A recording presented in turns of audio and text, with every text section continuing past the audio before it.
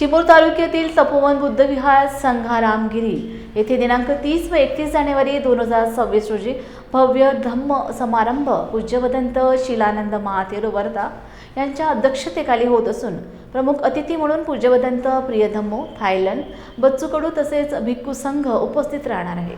कार्यक्रमात ध्यान साधना, प्रवचने, भिक्खू संघ, भोजनदान, चिवर व अष्टपरिष्कार दान तसेच बौद्ध रंगभूमी नागपूरतर्फे मुक्त नाटक सादर होणार आहे। सर्व उपासक उपासिकांनी मोठ्या संख्येने उपस्थित राहावे असे आवाहन पूज्यवदंत ज्ञानज्योती महाथेरो यांनी केले आहे। 30 जानेवारी 1920ला मूकनायक नावाचं पाक्षिक डॉक्टर बाबासाहेब आंबेडकरांनी जे काढलं होतं, दरवर्षी त्या दिवसाचं महत्त्व म्हणून एक डोळे असून आंधळा असणारा, कानं असून बहिरा असणारा आणि तोंड असून मुका असणारा हा समाज, त्या समाजाला जागरूक करण्याचं हे काम या मूकनायकांनी संघटकाचं काम केलं आहे। त्यामुळे तो मूकनायकाचा दिवस म्हणून दरवर्षी संघारामगिरीच्या पहाडीवर ताडोबा अभयारण्य निमढेला गेट तिथे कक्ष नंबर 60वर दरवर्षी हा मोठा 30 आणि 31 जानेवारीला मोठा कार्यक्रम होतो।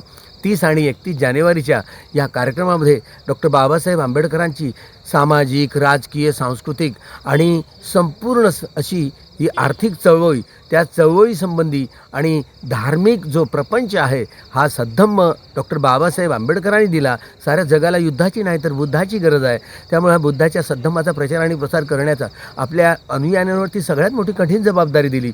त्या जबाबदारीची ही संपूर्ण ज्या ओतप्रोत हा सद्धम्माचा प्रचार आणि प्रसार नेमका करावा कसा, हे बोधिज्ञानाचा प्रसार करावा कसा, याचं सातत्यानं त्या ठिकाणी अध्ययन होतं।